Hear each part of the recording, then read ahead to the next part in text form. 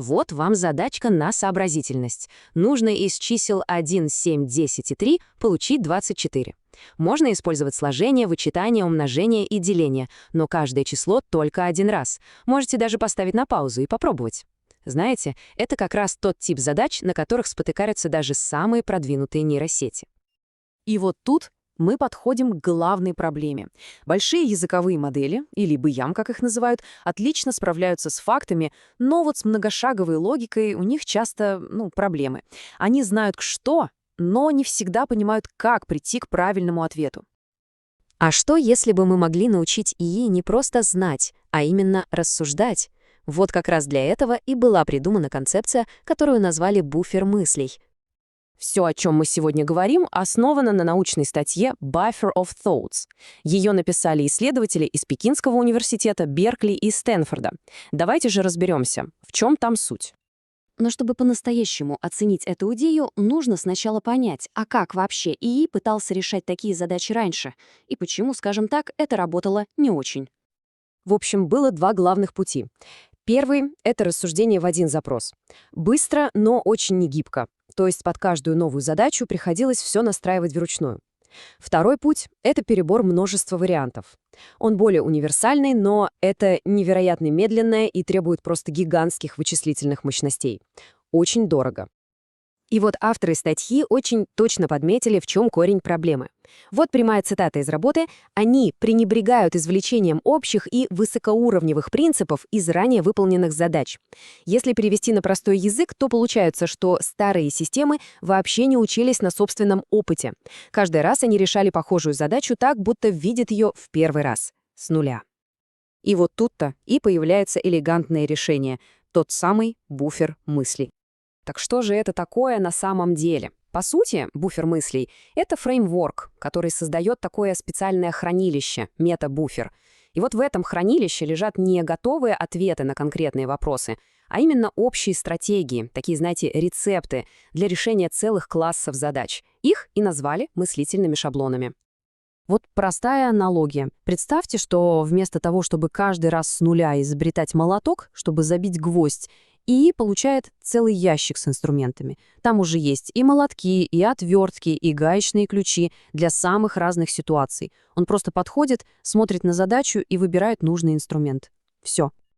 Звучит логично. Но как это все работает под капотом? Весь процесс состоит из 4 ключевых шагов.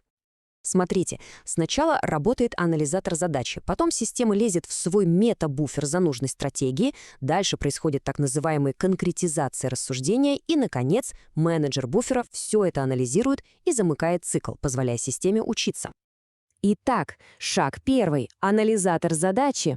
Он берет нашу исходную проблему, скажем, ту самую головоломку «Игра в 24», и выжимает из нее всю суть. Даны числа 1, 7, 10, 3. Цель — получить 24. Правило: каждое число используем один раз. Все лишнее просто отбрасывается. Дальше, шаг второй. Система лезет в свой мета-буфер, в эту библиотеку стратегий. И вот тут ключевой момент. Она не ищет решения конкретно для чисел 1, 7, 10 и 3. Нет, она ищет общий шаблон для решения задач, типа «собери число из набора с помощью арифметики».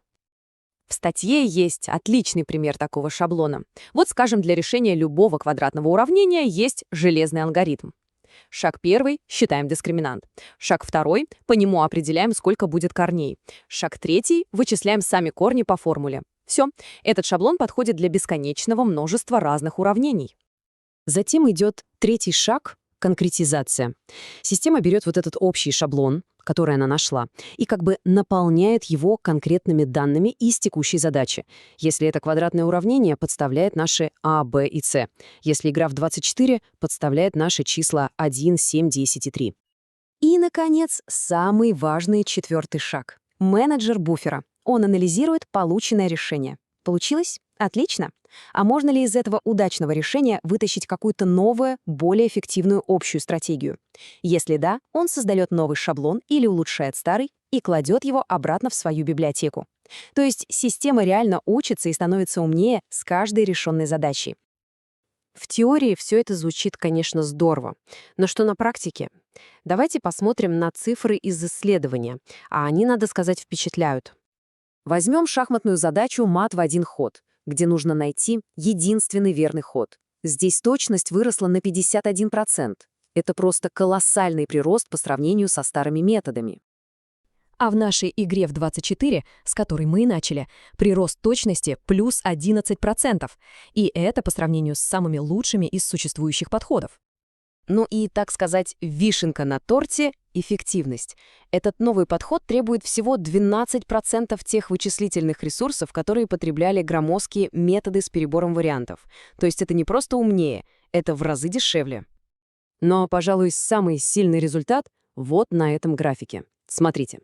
Стандартная Ламма-3 на 70 миллиардов параметров решает игру в 24 с точностью 73%.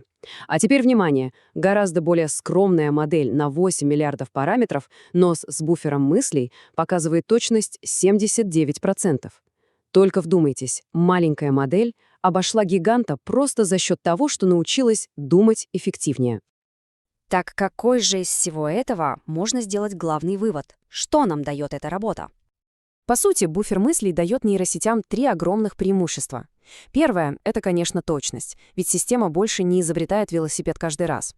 Второе — это эффективность, потому что она использует прошлый опыт, а не устраивает дорогостоящий перебор.